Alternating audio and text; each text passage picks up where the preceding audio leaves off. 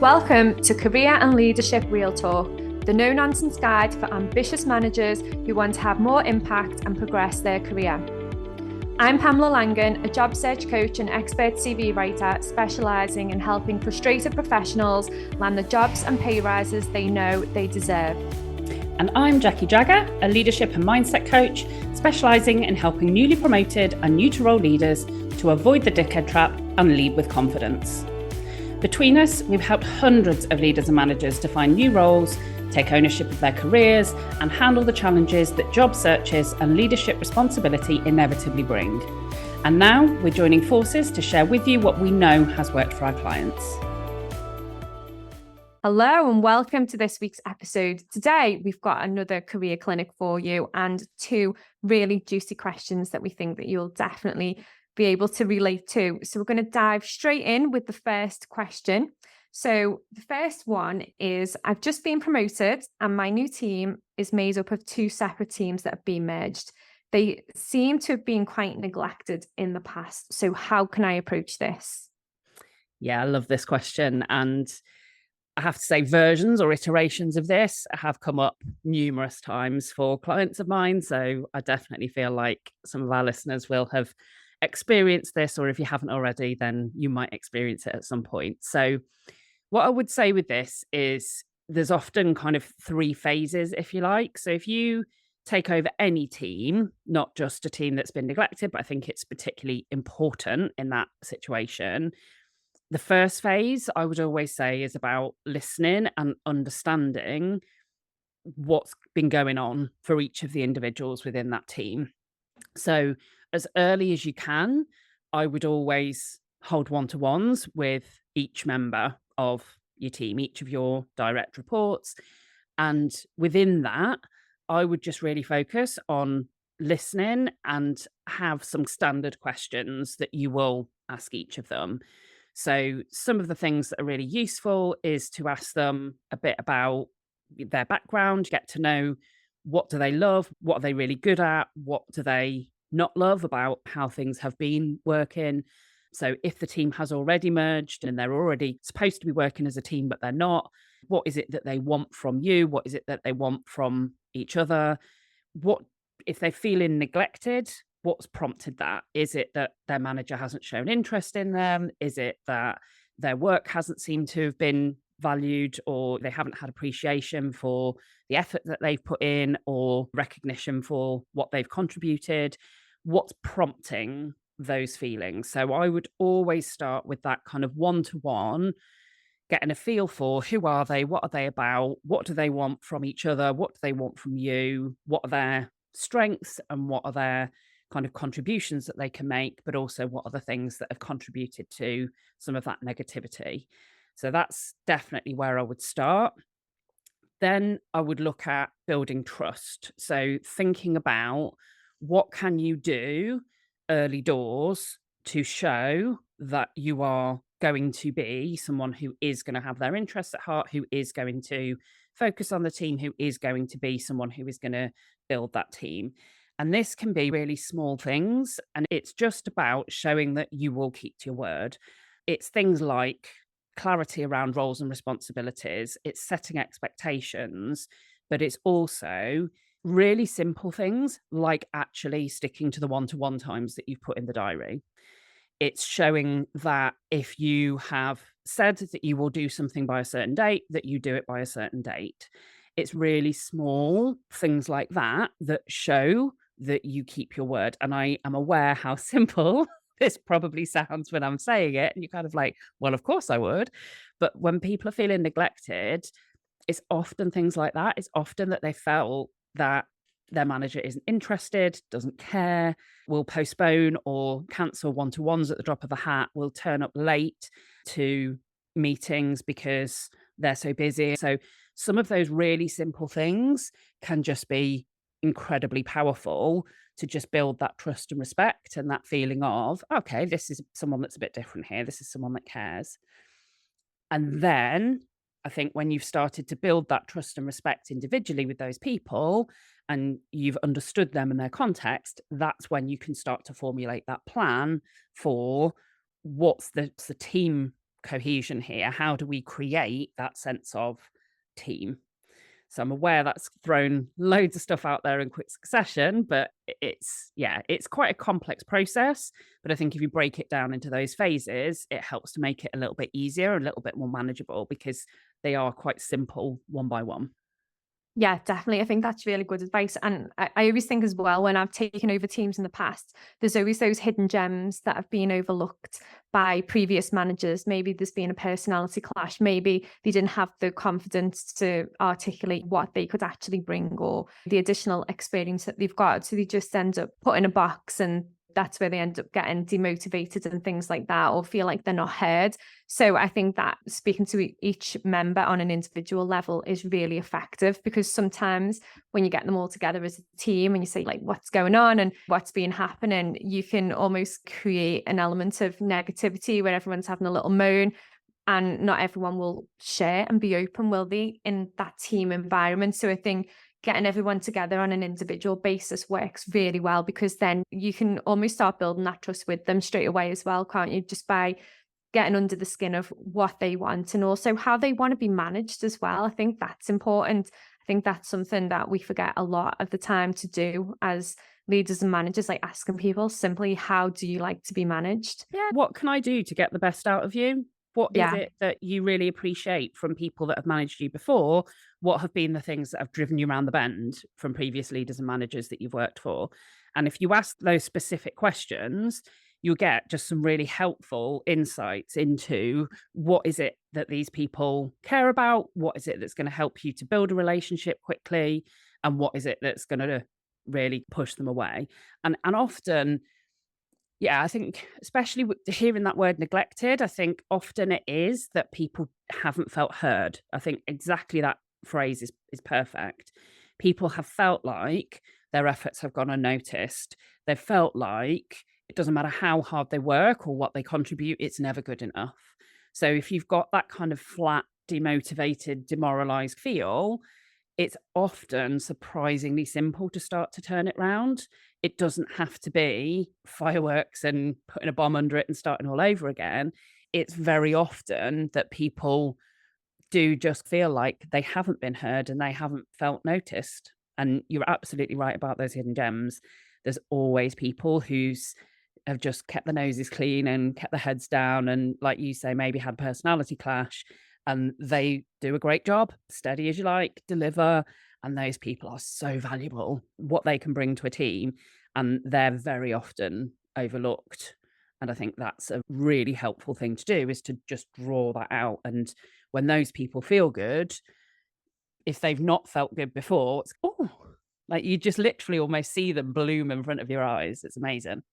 Yeah, I love it when that happens. And I also think as well, going in with an open mind, because what I've always found when I've taken over teams in the past, you will get the rundown on the individuals, on the awkward customers, the people that cause problems, the people that moan, the people that are negative, and it's almost just going to let you know about these people in advance. But I always think usually there's a reason why they're doing that. Sometimes, yeah, people are negative, and no matter what you do, no matter how good a leader you are, you're not going to change that person. But generally in the workplace, there's usually something underlying that has either happened or made them feel in a certain way that creates that behavior within that person. So I always think go in with an open mind. And even if somebody says, oh, they're really awkward or really hard to deal with or really difficult to manage, you go in with an open mind and you do exactly what you said and treat everybody the same.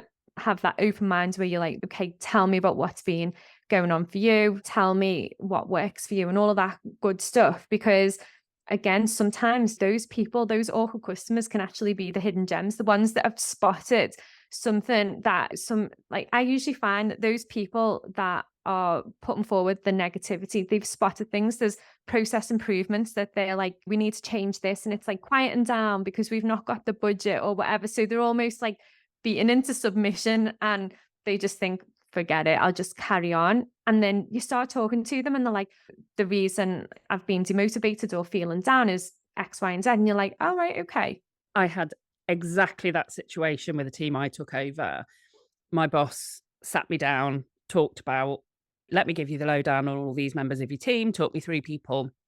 And there was one particular individual and described as high maintenance, but worth it. That was how they were described. And the idea was that you can expect that they'll be quite challenging, that they will be hard work to manage, but they can deliver. That was the message. And that person for me was not high maintenance in the slightest, because it was exactly what you've described. They were feeling that they had all this experience and all these skills, and they were feeling like they were being kept down. They were frustrated. They felt they had ideas. They felt they had things to bring. And part of what that initial conversation that I had was to say, what do you want? What do you expect from me? What would help you? And it was, I'm looking for backing in these kinds of things. And I said, okay, and you can have that. But number one, you need to give me time to build those relationships so that I can advocate on your behalf with those people that you want me to. But also, you need to communicate in a way that is passionate without being disrespectful or dismissive. So from the very early stages, and that was exactly what happened. And within a pretty short space of time, I actually was able to step back out of that advocacy on their behalf, because in doing that and changing how they communicated, they were then able to build that relationship, and they were starting to be listened to because their ideas were really good. And people had chosen not to listen because they didn't like the way, but rather than tackle the way that those ideas were expressed and say, look, you've got some great ideas, you need to express them in a more respectful way, they just push that person away and were, oh, they're hard work. They weren't hard work at all. They were full of great ideas, creative, brought masses to the party, but they just had to have that expectation set of, okay, you've got great ideas. To get them heard, this is what you need to do. And that minor tweak made the world of difference. Yeah, and sometimes that is all it takes, isn't it? It's just a different approach and just letting somebody let those ideas flow and let them out. And sometimes people don't always know how to articulate stuff. And I always think that's where, as a leader, you need to give people that space to express and then give them some guidance on, like where you were saying, express it in a more respectful way. Like sometimes people don't really know what that looks like. So it's then, I feel, as the leader, it's your job to guide them and support them in doing that, and even making that part of their personal development plan, that they can keep contributing ideas, but they do it in a way that is delivered better, delivered in a way that people can understand and almost relate with what they're suggesting. So I think that's a brilliant approach. And I think if everybody did that, like cultures within organizations would be completely different. And it would cut out a load of the toxic stuff as well, wouldn't it? Because I always find over the years, I probably spoke with thousands of people that have been in toxic work environments. And it does come down to the leadership and are you heard or are you not heard? And it's a real hard one, isn't it, to get that right? And I think as a leader, you have to lead that, don't you? You have to lead with an open mind and provide that safe space and the guidance and really help people get the best out of people. I think that's the key, isn't it? Absolutely. Okay, so our next question then is, I've had a guy on a performance plan who started showing signs of improvement, but now I've recognized that he's not actually going to make it. And I feel like I'm a failure and that I'm a bad manager. Yeah, again, I think particularly this hits people the first time that it happens. So this is a hard situation to be in as a leader or manager, where you've got someone that's on a performance plan, you start to see improvement and you feel like, yes, okay, we're starting to get there. And then it plateaus or it falls back. And it's, if you are a nice person and a good person, and you've tried to set people up for success and you've tried to provide the support, you are going to feel bad if somebody isn't making the grade. You can't you can't switch off those feelings. What I think you have to do is to recognize that part of your role as a leader or manager is to deliver on behalf of the business. And so sometimes, unfortunately, you are going to be in situations that probably won't feel great, but you have a responsibility to deliver them to the best that you can. So I think in this situation, it's not, there's always times, sometimes you might take over running a team, or you might have someone that you pick up management of that isn't performing. It might be that the role changes and that what somebody was delivering was enough. And now that things have changed within the business and roles and responsibilities have changed, they maybe don't quite have the capability or the skill set to deliver on what's needed. It may be that from recruitment, someone's been recruited and they seemed like the perfect person and they're great at delivering well articulated interview responses. But when they get into the role, you don't see the level of performance that you anticipated based on their previous experience and that. So I think when you're in that situation, you just have to be kind to yourself and also think about, how do I manage this in a way that will leave the do least harm, if you like, to this individual. Because if somebody is not performing, yes, you can take that on yourself, but that still needs to be dealt with. And I think it's about how you have those conversations. It's about recognizing that if you get to the end of a leadership and management career and you've not had any performance management issues, you've either been exceptionally lucky, you've had incredibly talented people, or you've not had that many people because you've been in functional specialisms where perhaps your team isn't that big and you have not had that many people. But if you've line managed a lot of people over the course of your career, you will have times where people aren't performing. And that doesn't reflect on you as a manager, but not tackling it, that does reflect on you as a manager. So, how you handle yourself and how you handle the conversations in this situation is what matters. So, do it as kindly as you can, but still be clear. Deliver those messages with empathy for the fact that it's not going to be nice for that person receiving them, but you've still got a responsibility to have those conversations and to say what needs to be said. So I get it, that feels horrible, but it's part of that responsibility that comes with being in a leadership role. And it does not mean that you're a bad manager. There will always be times where people don't have the capability and or just don't have the commitment. That's the most frustrating, I think, is when you know that somebody has got the capability, but they haven't actually got the commitment and the will to deliver. And they could if they wanted to, but they're just not bothered enough. And if that's the case, you just have to handle it. Yeah, and it's always a hard one, that, isn't it? Because when somebody isn't performing and you've been working with them and you know they've got potential, it does really sting, doesn't it? Because you instantly start to think, could I have done more? What do people around me think of my leadership skills? And it's a hard one, isn't it? Because you're willing this person to succeed, but like you say, if they've not got the commitment, they're not going to succeed no matter what you do, no matter what anybody does. They need to want to succeed. And sometimes it is the right time for that person to move on and find something that is going to light them up. Because I always find as well, where if somebody's on a performance plan and they're not improving, sometimes it is that real lack of passion, isn't it? And maybe it's the wrong job, maybe it's the wrong direction, but then it's not for you to help them to find that direction. Like, they need to figure out what lights them up, what they want to be doing on a daily basis. So it can be really tough. And I think you're right. You can't take it personally. You just have to treat every individual case as what it is at the time and support that person as much as you can. But then you've got to draw a line, because it could go on and on. And if that person show no signs of improvement, then unfortunately you've got to make those tough decisions and have those tough conversations. And it can be really sad, but it's part of being a leader, isn't it, at the end of the day? Yeah, it is. And I actually think sometimes you can support people with some of that, helping to encourage them to explore at least what direction could be right for them. And I think the situations are often very nuanced, and you have to be mindful of employment law and making sure that you are fair and reasonable and follow whatever policies and processes are in place.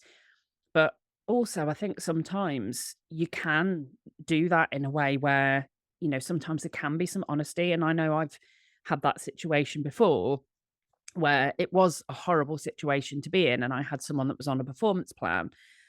And I remember having the conversation where they were petrified because they knew that what the implications of this could be. And part of what I said was, do you want me to go through the steps and how this might work? And she said yes. And so I took her through, you're worried that you potentially could lose your job as a result of this. This is the timeframes. This is the steps in the policy and procedure. So if you were to not meet these milestones, then this would happen. And she then said to me, everything you're asking of me is reasonable, but I can't deliver it. So we got to that point, and of course, that did not feel good as a conversation. It didn't feel good for me to lay that out, but I did that because for her, the not knowing was worse. So it almost gave her that timeline of, I know that I can't do it. I know that what you're asking is reasonable, and I know that I don't have the capability to deliver it. But it also gave her some certainty of, there's these steps that have to be followed. So you've got effectively this amount of time to find another job before you're at the earliest at risk of losing the job that you've got because of the performance issues that are happening. And so while it wasn't a pleasant conversation, giving her that kind of certainty then meant that she had some time frame, and she did go and found another job, and she didn't end up being managed all the way through the process. She moved on to something that hopefully was better suited and worked better for her. So yeah, I definitely have empathy with that manager, because it is a horrible situation where you've got someone who you can see is trying really hard and they just don't have the capability. I think that is a really tough situation, but ultimately they're responsible for themselves, you're responsible for yourself, and if you are in a leadership role, unfortunately some of the responsibility that comes with it doesn't always feel good. Yeah, and that's the thing, isn't it? It doesn't always feel good, but I do think the benefits outweigh, those times that are difficult to deal with. So I suppose you've just got to take the rough with the smooth and just deal with every situation and every person as it comes up. And you can't worry about feeling like a failure. You just have to make sure that you're doing everything within your power to make sure that you've supported that person in the right way and move forward. Absolutely. So thanks for listening to this Career Clinic episode. We are really enjoying doing these. So if you have any Career Clinic questions, please do drop them to us by DM. Our contact details are in the show notes. And if you are facing one of these thorny issues and need some support with handling it, then you can also book a power hour, or you can book a call to chat to us about working together ongoing. So we'll be back next week. As ever, if you've enjoyed the episode, please do rate and review it on your podcast platform of choice. And please do share it with anyone who's going through one of these types of situations if you feel that they would benefit from listening to the advice. Thanks for listening, and we'll catch you next time. Exciting news from us. If you're an ambitious leader or manager earning 50k or more and you're ready to take your career to the next level, we have an opportunity for you. Introducing Catalyst Career Club, your secret weapon for unlocking career success. As a member, you'll get access to monthly live training sessions, exclusive job opportunities, and the ability to get personalised advice from us on your toughest career challenges. We've helped thousands of driven leaders like you secure significant pay rises, land dream roles, and thrive in their careers. And now we want to support you in achieving your most ambitious career goals too. Membership is just $6.99 per month with no contract or tie-in. And as a special bonus for being our podcast listeners, you can use the code podcast at checkout to get your first month for just £1. Head over to pamelalangan.com/Catalyst Career Club to sign up now, and we'll see you inside.